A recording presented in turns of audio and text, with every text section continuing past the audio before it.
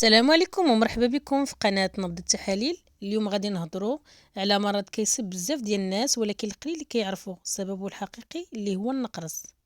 واش سبق لك وحسيتي بألم مفاجئ وقوي في اصابع الرجل خصوصا في الليل؟ فخليكم معايا. النقرس هو نوع من التهاب المفاصل كيوقع ملي كيرتفع حمض البول لاسيدوريك في الدم، وكيتسرب على شكل بلورات في المفاصل، خصوصا مفصل اصبع رجل الكبير. اعراض: ألم قوي ومفاجئ، احمرار وانتفاخ في المفصل، سخونية في المكان، صعوبة في الحركة، وغالبا كيبدا في الوسط ديال الليل.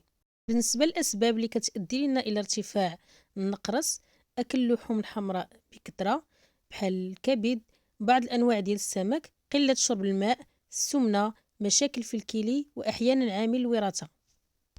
العلاج ديال النقرس ماشي غير مسكن ألم، ولكن علاج على جوج ديال المراحل: علاج النوبة ثم علاج السبب. بالنسبة لعلاج النوبة النقرس الحادة، ملي كيتوقع النوبة وكيكون الألم قوي، الهدف الأول هو تخفيف الالتهاب والألم.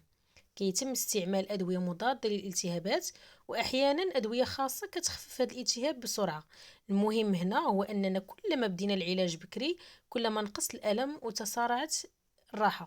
وخلال النوبة خاص المريض يرتاح، ما يضغطش على المفصل المصاب، وكيرفع الرجل شوية وكيشرب الماء بزاف.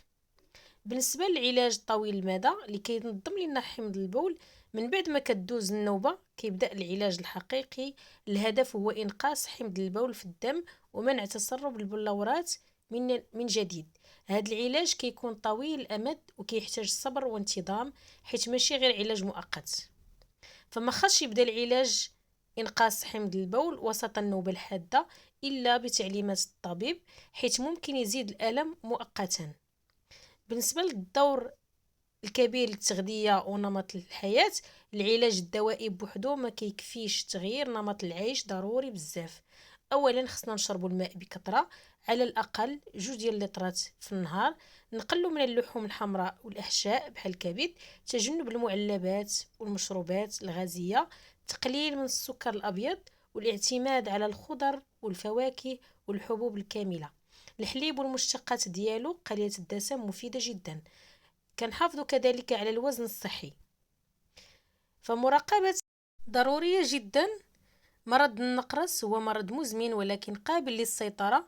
خاص المريض يدير تحاليل دورية لحمض البول لاسيدوريك، الثمن ديالها رمزي ما بين 30 حتى 40 درهم، وكيتابع مع الطبيب باش يتعدل ليه العلاج حسب الحالة. إهمال علاج النقرس أو لاغوت ممكن يؤدي لنا إلى تكرار النوبات التي تكون مؤلمة جدا، تشوه في المفاصل، حصل الكلي. لذلك العلاج المبكر والمنتظم هو الحل الأساسي.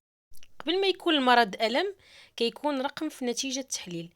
خلي التحاليل ديالك تنبهك قبل فوات الأوان. فالصحة ماشي أرقام فقط، ولكن فهم ووعي. كذلك دقيقة وعي ممكن تغير مسار صحة كاملة.